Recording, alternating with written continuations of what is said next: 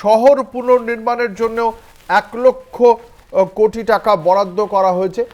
আমরা কথা বলবো, আমাদের সঙ্গে রয়েছেন আমাদের পলিটিক্যাল এডিটর আশিস চট্টোপাধ্যায়। আশিস দা, সার্বিকভাবে এই বাজেট নিয়ে আপনার মূল্যায়ন শুনতে চাইব। আচ্ছা, প্রথমেই তো কথা বলে রাখি যে কোনো কারণেই হোক মধ্যবিত্ত বিজেপির সঙ্গ ছেড়ে চলে যাচ্ছে।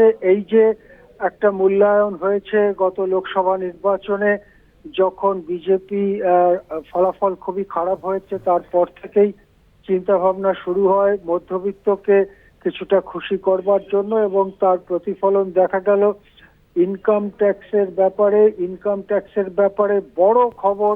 ইনকাম ট্যাক্সের ব্যাপারে বড় খবর, 12 লক্ষ টাকা পর্যন্ত ইনকাম ট্যাক্স, ইনকাম যাদের আছে তাদের নানা ছাড় ইত্যাদির মধ্যে দিয়ে, যার খুঁটিনাটি বিষয়গুলো আমরা কলকাতা টিভির পর্দায় পরে দেখাবো।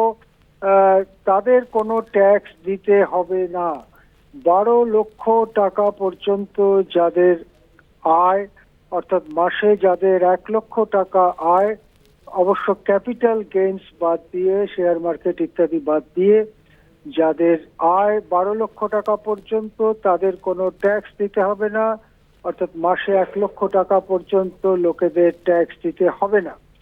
এইটা ইনকাম ট্যাক্সের ব্যাপারে একটা বড় পদক্ষেপ নেওয়া হলো, এবং সোজাসুজি নির্মলা সীতারামন বলেছেন যে মধ্যবিত্ত শ্রেণীকে সুবিধা দেবার জন্যই এই রাস্তা তিনি নিয়েছেন, এবং তাতে কোষাগারের যা ক্ষতি হবে তার ফিরিস্তিও দিয়েছেন। এটা বাদ দিলে গোটা বাজেটের দিকে তাকালে দেখা যাবে অন্য সমস্ত ক্ষেত্রেই কিছু ভাষা কথা, কিছু আলগা প্রতিশ্রুতি ছাড়া কিছুই নেই। যেমন ধরা যেতে পারে কৃষকদের যে দীর্ঘদিনের আন্দোলন চলছে ন্যূনতম ফসলের ন্যূনতম দরের দাবিতে, সে ব্যাপারে এই বাজেট নীরব। কৃষকদের যে নানা সমস্যা সেগুলো হাল করার পরিবর্তে, যেহেতু বিহারে ভোট আসন্ন, সেই জন্য বিহারে একাধিক প্রকল্প দেওয়ার ব্যাপারে উদ্গ্রীব দেখা গেছে অর্থমন্ত্রীকে। যদি আমরা একটু খুঁটিয়ে দেখি, কর্মসংস্থান সৃষ্টির জন্য, বেকারি দূর করবার জন্য তেমন কিছুই এই বাজেটে রইল না, এবং বাজেটে শুধুই কিছু কথার ফুলঝুরি। যেমন গিগ ওয়ার্কার, অর্থাৎ ওই যে যারা বিভিন্ন জিনিস সরবরাহ করে বা যাদের কোনো অ্যাপয়েন্টমেন্ট লেটার নেই, গিগ ওয়ার্কার যাদেরকে বলা হয়, তাদের আইডি কার্ড দেয়া হবে। এই রকম ধরনের কতগুলো, যেটাকে বলা হয় লিপ সার্ভিস, মুখের কথায় কিছু আশ্বাস ছাড়া কিছুই পাওয়া গেল না। তাদের জন্য কোনো ইন্স্যুরেন্সের ব্যবস্থা করা, তাদের কাজ চলে গেলে সরকারের পক্ষ থেকে তাদের পাশে দাঁড়ানোর কোনো উদ্যোগ ইত্যাদি কোনো কিছুই এই বাজেটে শোনা গেল না। যেমন শোনা গেল না বয়স্ক নাগরিকদের জন্য কোনো নতুন প্রকল্প বা ব্যবস্থা, যাতে তারা একটু ভালো থাকতে পারেন। বয়স্ক নাগরিকদের স্বাস্থ্য বীমা, তার প্রিমিয়াম প্রতি বছরে 10% বাড়ানো যাবে, এই রকম অনুমতি কদিন আগেই কেন্দ্রীয় সরকার দিয়েছে। তার ফলে প্রতি বছর বিপুল পরিমাণে স্বাস্থ্য বীমা প্রিমিয়াম বাড়বে। তাদেরকে কোনো সুযোগ সুবিধা দেবার কোনো উদ্যোগ এই বাজেটে দেখা গেল না। তেমনি নারীদের কল্যাণেও নতুন কিছু কথা এখানে নেই। যা চলছিল সেগুলোই বা কতটা সফল হয়েছে, কতটা ব্যর্থ হয়েছে, সে ব্যাপারেও কোনো মূল্যায়ন কিন্তু শোনা গেল না নির্মলা সীতারামনের কথায়। এক কথায় বলা যেতে পারে যে ইনকাম ট্যাক্স যারা দেন, অর্থাৎ এর আগের বছরেই যে ব্যবস্থাটা ছিল তাতে 7 লক্ষ টাকা পর্যন্ত ইনকাম হলে, সেটা পুরনো ব্যবস্থা এবং নতুন ব্যবস্থা, পুরনো সিস্টেম নতুন সিস্টেম দুটোতেই 7 লক্ষ টাকা পর্যন্ত আয় হলে কোনো ট্যাক্স দিতে হতো না। পুরনো ব্যবস্থায় কিছু সঞ্চয় প্রকল্পে টাকা রাখতে হতো, যেমন পিপিএফ বা পিএফ ইত্যাদি, এইসব করে সেই ট্যাক্সের রিবেটটা পাওয়া যেত। আর নতুন ব্যবস্থায় সরাসরি 7 লাখ টাকা পর্যন্ত কোনো ট্যাক্স দিতে হতো না। সেটা বাড়িয়ে 12 লক্ষ টাকা করা হলো। তার নানা রকম শর্তাবলী থাকে যেগুলো ধীরে ধীরে প্রকাশ পাবে, যেগুলো আমরা পরে পরে জানাতে পারবো। কিন্তু এইটুকু ছাড়া, অর্থাৎ যারা tax payer, income tax payer, তাদের জন্য কিছু সুবিধে ছাড়া, টিডিএস এর ক্ষেত্রে কিছু সুবিধে ছাড়া, মানে ট্যাক্স ডিডাক্টেড অ্যাট সোর্স যাকে বলা হয়, তাতে কিছু সুবিধা ছাড়া আম জনতার, কোটি কোটি মানুষের কি সুবিধা এতে হলো তা নিয়ে কিন্তু প্রাথমিকভাবে আমার খুবই সন্দেহ আছে, অঙ্কুর।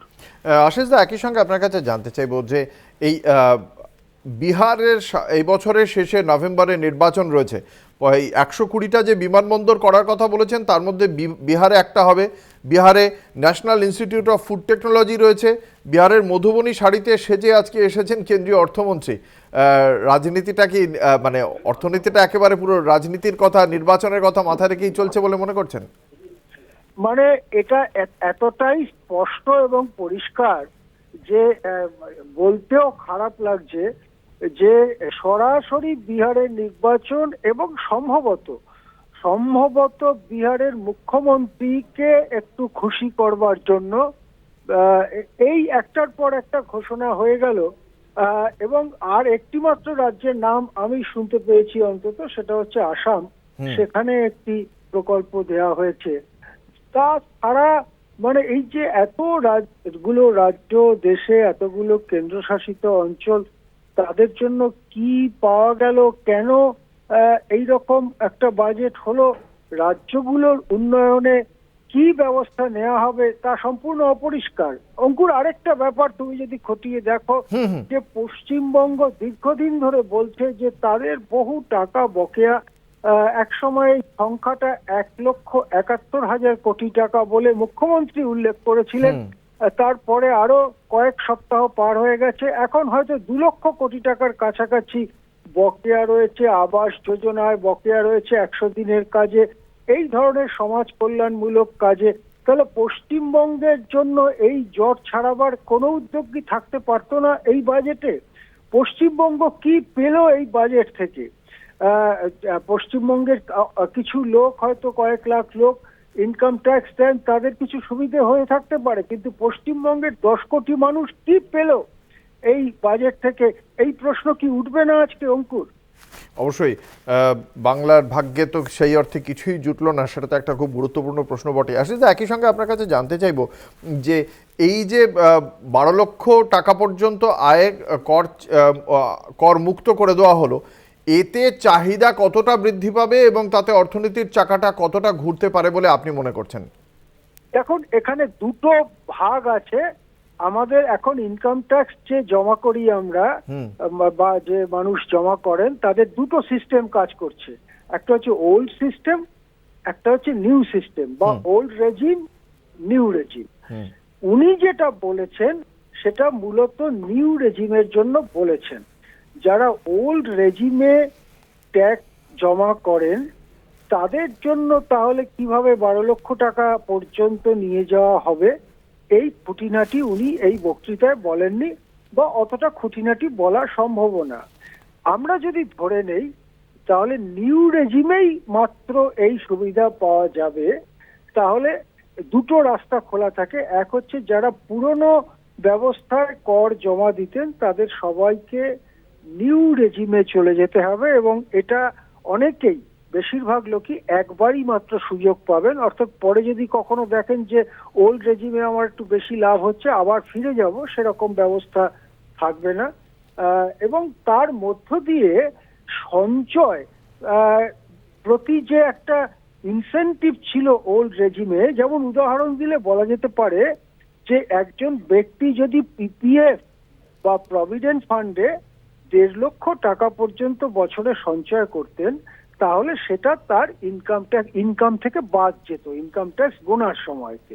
ঠিক একইভাবে কেউ যদি মেডিক্লেমে 50,000 টাকা বা তার বেশি মেডিক্লেমের জন্য খরচা করতেন, স্বাস্থ্য বীমার জন্য, তাহলে 50,000 টাকা তার আয় থেকে বাদ যেত ট্যাক্স গুনবার জন্য। এইরকম কতগুলো ব্যবস্থা ছিল। স্বল্প সঞ্চয় প্রকল্পে কেউ যদি টাকা রাখতেন, বিশেষ স্বল্প সঞ্চয় প্রকল্পে, তাহলেও যেমন ট্যাক্স সেভিং কয়েকটা স্বল্প সঞ্চয় প্রকল্প আছে। তাহলেও তার সেই পরিমাণ টাকাটা তার ট্যাক্স গোনার সময় ইনকাম থেকে বাদ যেত। অর্থাৎ ওল্ড ট্যাক্স রেজিমে সঞ্চয়ের প্রতি উৎসাহ দেবার কতগুলো ব্যবস্থা ছিল, নিউ রেজিমে সেই ব্যবস্থাটা তুলে দেওয়া হয়েছে। এখন 12 লক্ষ টাকা পর্যন্ত এক্সেমশনের মধ্যে দিয়ে যদি সেই সঞ্চয়ের প্রতি কোন রকম উৎসাহ না দেওয়া হয়ে থাকে, তাহলে দেশের সঞ্চয় কমে যাবে এবং মানুষ উলপটকা খরচা করবে, আলপটকা খরচা করবে। সেটাই কি তাহলে চাইছেন? দেশের সঞ্চয় কমিয়ে মানুষকে যখন তারা রিটায়ার করবে বা তাদের কর্মজীবন শেষ হবে তখন অসুবিধার মধ্যে পড়বে, সেটাই কি চাওয়া হচ্ছে? পরিষ্কার নয়। কেননা নতুন রেজিমেই 12 লক্ষ টাকার কথা বলা হয়েছে বলে প্রাথমিকভাবে যেটা নির্মলা সীতারামনের মুখ থেকে শোনা গেল। হ্যাঁ অঙ্কুর, আশিস দা, আরেকটি বিষয় আপনার কাছে জানতে চাইবো যে মোদী সরকার যৌথ খাদ্য তালিকা থেকে বাদ দিয়েছে চাল, ডাল, তেলের মতো নিত্য প্রয়োজনীয় সামগ্রী। আর আজকে যে আমরা হাইলাইটস অফ বাজেট দেখতে পাচ্ছি, তাতে দেখতে পাচ্ছি যেমন যে মডারেট যে সমস্ত ক্রপের যে ইন্টেন্সিটি এবং বিলো অ্যাভারেজ ক্রেডিট প্যারামিটার্স রয়েছে সেগুলোর বিষয়ে নজর দেওয়া হবে, আত্মনির্ভরতা গড়ে তোলার চেষ্টা করা হবে, ডালের বিষয়। এই যে মানে একদিকে নিত্য প্রয়োজনীয় যে সেই যৌথ খাদ্য তালিকা থেকে বাদ দেওয়া হচ্ছে চাল, ডাল, তেলকে, আবার এখানে বলা হচ্ছে আত্মনির্ভর করে তোলা হবে ডালকে। এই বিষয়গুলোকে কিভাবে দেখছেন?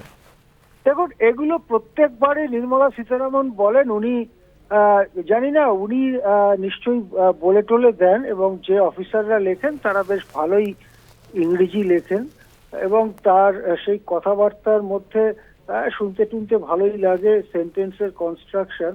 কিন্তু এরকম বিচিত্র কিছু কথা, হঠাৎ ডালের ব্যাপারে নজর পড়লো, যেন ডালের ব্যাপারে আর কেউ এই দেশে 75 বছরের স্বাধীনতায় কেউ ভাবেইনি যে ডাল টালের ব্যাপারে আমাদের একটু গুরুত্ব দেওয়া দরকার। হঠাৎ ডাল নিয়ে পড়লেন উনি, আর খুব জোরে টেবিল বাজাতে শুরু করলো বিজেপির লোকেরা, দেখলাম আমরা। আসল কথা হচ্ছে যে দেশে যে দারিদ্র এখনো দারুণভাবে রয়েছে, তাদের জন্য এই বাজেট সম্পূর্ণ ব্যর্থ বাজেট বলা যেতে পারে। তাদেরকে হতাশ করেছে এবং যে দারিদ্র সীমার থেকে, তাহলে কি আপনি বলতে চাইছেন, গতকাল আমরা দেখলাম রাষ্ট্রপতি বললেন যে দরিদ্র এবং গরিবদের জন্য ভাবনা চিন্তা হচ্ছে, প্রধানমন্ত্রী নরেন্দ্র মোদী বললেন মা লক্ষ্মী দরিদ্র এবং গরিব মানে মধ্যবিত্তদের প্রতি কৃপা বর্ষণ করুন। সে মানে আদতে নির্মলা সীতারামন তিনি কোনো কৃপাই বর্ষণ করেননি প্রান্তিক দরিদ্র মধ্যবিত্তের জন্য।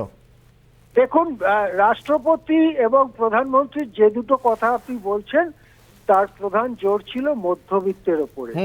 মধ্যবিত্ত কথাটাকেই সামনে নিয়ে এসেছেন 2 দিন 3 দিন ধরে এই নেতারা, এবং আজকে মধ্যবিত্তর একটা অংশকে ইনকাম ট্যাক্সে কিছু সুবিধা দেওয়ার ঘোষণা নির্মলা সীতারামন করেছেন। কাউকে যদি সুবিধা দেওয়ার প্রশ্ন থাকে তাহলে এখানেই শুরু, বাজেটটা এখানেই শেষ। এর বাইরে কোটি কোটি অসংগঠিত কর্মচারী যাদের অ্যাপয়েন্টমেন্ট লেটার নেই, যারা মুখের রক্ত তুলে 12 ঘন্টা 14 ঘন্টা খেটে পেটের খাদ্য জোগাড় করতে পারছে না, যাদের যখন তখন মালিক কাজ থেকে ছাঁটাই করে দিচ্ছে, তাদের কোনো অ্যাপয়েন্টমেন্ট লেটার নেই, কিছু নেই, তাদের জন্য কিছু নেই এর মধ্যে। গ্রামের গরিবদের জন্য কিছু নেই এর মধ্যে। কৃষকদের যে এতদিনের দাবি সে সম্পর্কে কিছু নেই। কর্মহীনতা দূর করবার জন্য কিছু নেই। বয়স্ক বরিষ্ঠ নাগরিকদের জন্য কিছু নেই।